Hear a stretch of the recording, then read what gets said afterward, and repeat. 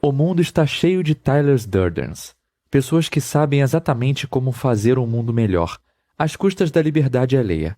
Será que você não abriga em sua mente ideias parecidas? Este é o Visão Libertária.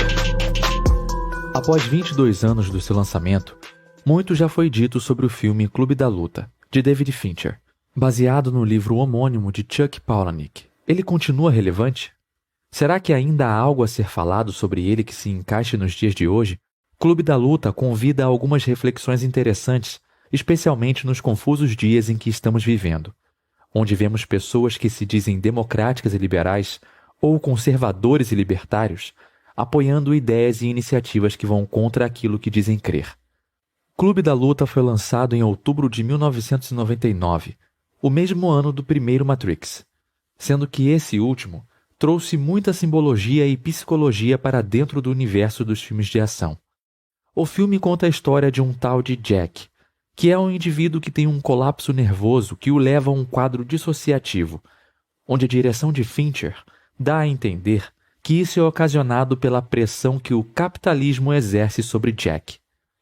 Existe uma frase no roteiro que diz: "Temos trabalhos que odiamos para comprar coisas de que não precisamos." Essa é a parte fácil que o enredo do filme entrega: identificar o inimigo, sendo que o capitalismo está sempre à mão como vilão e é muito bom para se bater com qualquer coisa. O capitalismo seria o culpado por ter deixado a vida de Jack vazia e tornado tudo muito fácil e sem sentido. Os inteligentinhos de plantão logo viram no filme uma crítica à sociedade de consumo e à sociedade cosmética baseada na imagem e no fetiche da mercadoria. Talvez não tenham percebido o tom de sátira no filme, pois tudo é muito exagerado e cheio de contradições e paradoxos lançados ao ar para pegar os trouxas que usam até hoje as frases de efeito de Tyler Durden, personagem interpretado por Brad Pitt. Se Clube da Luta é uma sátira ou um filme de ação, não é o nosso interesse aqui. Nosso interesse é dissecar a mente do revolucionário Durden, porque ela contém alguns processos mentais interessantes para serem analisados diante do quadro atual. As falas de Tyler Durden guardam sempre um sentido messiânico. Ele, por exemplo, diz a Jack que eles são uma geração criada por mulheres. Isso significa, dentro da sua ótica revolucionária, uma fraqueza. É também uma crítica velada à emasculação da civilização ocidental, um fato cada vez mais evidente nos dias de hoje. Um pai, em geral, prepara os filhos para a vida. A mãe quer protegê-los dos males do mundo. Nesse caso, o Clube da Luta seria um lugar onde essa geração abre mão desse niilismo passivo para sentir algo, nem que seja a dor de um soco. Nesse caso, sentir a dor de um soco no estômago seria mais saudável do que não sentir absolutamente nada. Dessa forma, o Clube da Luta começa a crescer de um modo inesperado, porque o vazio existencial dessa geração leva cada vez mais pessoas a querer sentir qualquer coisa. Assim, elas descobrem que possuem um sentimento mútuo em relação ao mundo. As pessoas são facilmente seduzidas por pessoas com um discurso como o de Tyler Durden, tal qual mariposas são atraídas pela luz. Nesse ponto, o Clube da Luta vai se tornando uma organização com uma causa, uma ideologia que se torna uma muleta para os outros Jacks ansiosos para sentirem algo em suas vidas. Agora, vamos conectar isso tudo à vida real, com o nosso mundo atual. Não é exatamente isso que ocorreu há pouco tempo no caso da ascensão do Estado Islâmico, que usou a internet e esse mesmo discurso revolucionário para seduzir milhares de jovens no mundo todo para sua causa? Foram inúmeros casos de jovens bem-nascidos na Europa e em outras partes do mundo que largaram tudo para se juntar à causa do ISIS. Por quê? Por causa do niilismo, do vazio existencial e essa vontade de sentir-se parte de alguma coisa relevante. O fato é que o mundo está cheio de Tyler Durdens, e a verdade é que podemos passar facilmente de um niilismo passivo, como o de Jack, para o niilismo reativo de Durden. O niilismo reativo é uma das 4 formas de niilismo, e é um conceito que foi usado pelo filósofo francês Gilles Deleuze, sistematizando o conceito de niilismo criado por Nietzsche. O niilismo reativo é caracterizado principalmente pelo tipo de pessoa que possui uma mente revolucionária, Para um reativo como Durden, Deus está morto, e quem está no seu lugar é a sua vaidade inflada por uma causa justa, e devemos assumir o lugar do divino na tarefa de melhorar o mundo, com regras novas e justas, com justiça e igualdade social, ou seja, engenharia social. Um belo exemplo de niilismo reativo é a ideologia marxista. Em A Ideologia Alemã, Karl Marx prescreve que o mundo sobreviveria ao capitalismo após um curto domínio do governo do proletariado, conforme o próprio diz, abre aspas, caçando pela manhã, pescando à tarde, cuidando do gado à noite e se engajando em crítica literária após o jantar, fecha aspas. Aqui no Brasil, temos dignos representantes desse idealismo romântico e utópico, como Márcia Tiburi. Há alguns anos, ela se expressou numa entrevista nesses termos sobre o tipo de cultura ideal que gostaria de viver no país daqui a 50 anos, segundo ela própria, um delírio utópico positivo. Abre aspas. Democracia radical, ecofeminista, todo mundo vivendo como hippie, sexo livre, com alimentos livres de agrotóxicos, com comunidades se organizando. No extremo da felicidade, a gente voltaria para o paraíso. Todo mundo viveria nu, sem ciúme, sem preconceito, sem posse, sem propriedade privada. Fecha aspas. Tyler Durden quase que se expressa com as mesmas palavras dos dois anteriores sobre o mundo ao qual estava planejando parir. Abre aspas.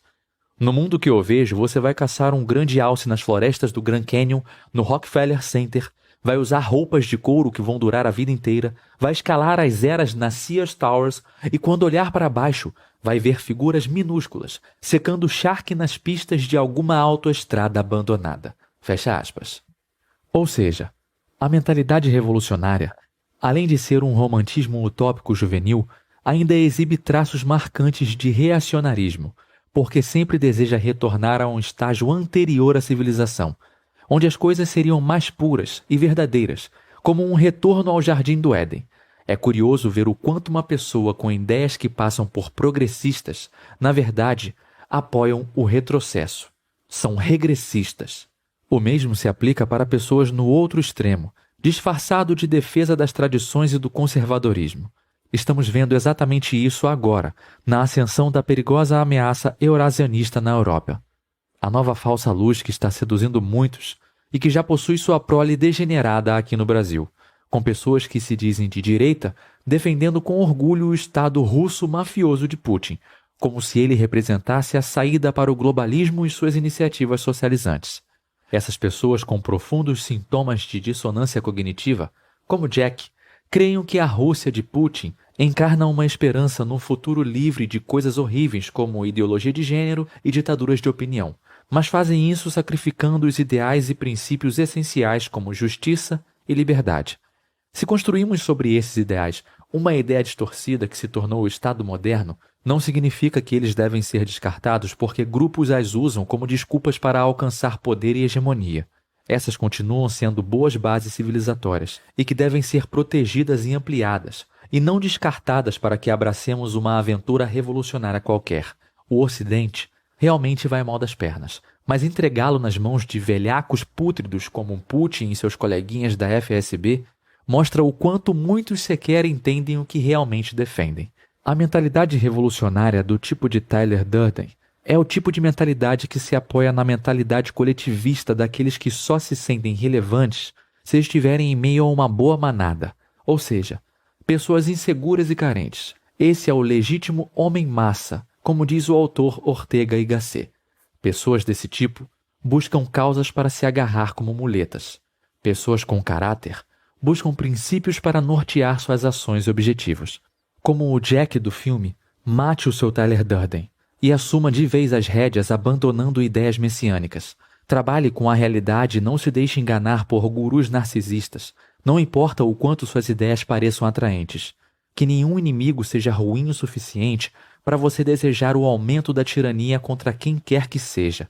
Se a liberdade que você defende não for um valor absoluto, ainda que limitada por princípios legais, ela imediatamente se tornará algo relativo e manipulável ao gosto dos demagogos.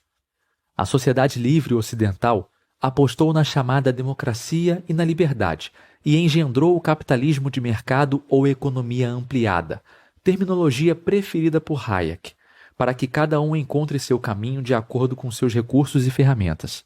A mentalidade revolucionária dos Tyler Durden do mundo atual, pelo contrário, aposta no coletivismo, no pensamento de formiga, que significa, por fim, o achatamento do indivíduo e a imbecilização das massas. Uma iniciativa como as criptomoedas, por exemplo, nunca surgiria de uma mente como a de Tyler Durden, uma mente controladora e centralizante, mas só seria possível numa mente imbuída dos princípios da liberdade e da economia ampliada, onde age a mão invisível de Adam Smith, que ordena e regula tudo de acordo com suas próprias regras naturais. A vantagem do livre mercado frente ao socialismo foi justamente deixar que as pessoas vissem a vantagem que ele dava a longo prazo, sem a necessidade de lutar para impô-lo como ideologia. Quando a vantagem de algo é evidente, as pessoas acabarão optando por ela cedo ou tarde. Por isso, a ideia das garantias e liberdades individuais também triunfou, já que representavam uma clara vantagem em relação aos estados totalitários. Se hoje a liberdade é usada como pretexto por plutocratas, volto a dizer, isso não deveria fazer pessoas que se dizem conservadoras ou libertárias desejarem um retrocesso, como a volta de um regime centralizador como o da União Soviética, como única forma de conter o avanço do globalismo socializante.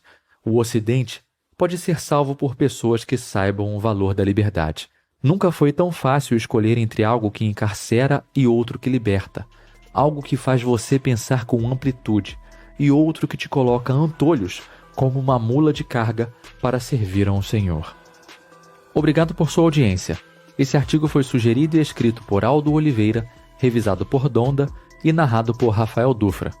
Se você gostou desse vídeo, clique no ícone de curtir abaixo e compartilhe o vídeo em sua rede social. Se você deseja ser notificado de outros vídeos, clique em se inscrever e depois no ícone de campainha. Um abraço e até a próxima.